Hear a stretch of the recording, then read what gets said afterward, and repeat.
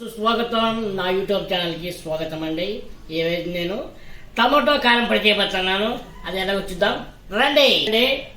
ఇవన్నీ టమాటాలు ఒక హాఫ్ కిలో టమాటాలు తీసుకున్నాను. చిన్న కోసి పెట్టి ఒక 4 రోజులు ఎండబెట్టానండి.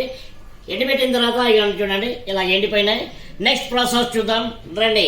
ఇద్దామండి, స్టవ్ ఇచ్చి కడాయి పెట్టుకున్నామండి. ఇలా వేపుకుందామండి. వేగినాయండి, సైడ్ తీసుకుందాం. ఎండుమిరపకాయలండి, ఎండుమిరపకాయలు వేగినాయండి.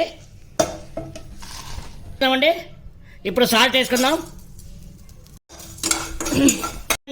దొడ్డుప్పు ఇది కూడా స్టోర్ చేసుకుందామండి. పక్కన చెక్క, లవంగ, ఇలాచి ఇవన్నీ అండి, మిరియాలు కూడా ఉన్నాయి. ఇవి వేపుకుందామండి. గసగసాలు, సొంటి, జీలకర్ర ఇవి వేసుకుందామండి. వేపుకుందాం. ప్లేట్లో వేసుకుందామండి. ఆయిల్ వేసుకుందామండి. ఇందులో ఆయిల్ వేసుకుందాం. ఆయిల్ టమాటాలు ఇదండి, టమాటాలు ఎండిపోయినవి మొక్కలు. ఇది నేను చేస్తున్న కారం పొడి ఏంటంటే వెజ్ అండ్ నాన్ వెజ్ కండి. మనం నాన్ వెజ్లో కూడా వేసుకోవచ్చు కారం పొడి. ఇది ఇప్పుడు చికెన్ ఫ్రై ఉంటుంది, చికెన్ ఫ్రైలోకి వేసుకోవచ్చు. ఇవి మటన్ ఫ్రైకి వేసుకోవచ్చు.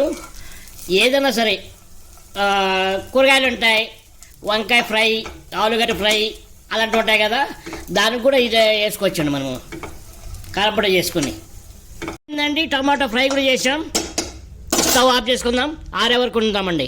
వేసుకుందామండి. ఇవి పెట్టి మిక్సీకి వేసుకుందామండి. దీన్ని ఇది అయింది, మనం ఇవి వేసుకుందామండి. మిక్సీలాగా వేసుకుందాం. ఇవి ఎండుమిరపకాయలు, ధనియాలు అన్ని మొత్తం ఇవన్నీ ఏమిటి. ఇక ఎల్లుల్లిపాయలు కూడా వేద్దామండి. ఇందులో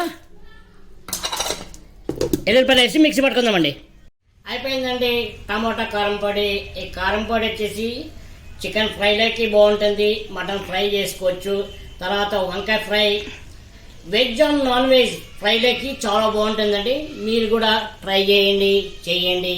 ఎలా ఉందో నా కామెంట్ సెక్షన్లో కామెంట్ చేయండి. అలాగే నా ఛానల్ని లైక్, షేర్, సబ్స్క్రైబ్ చేసుకోండి. బాయ్.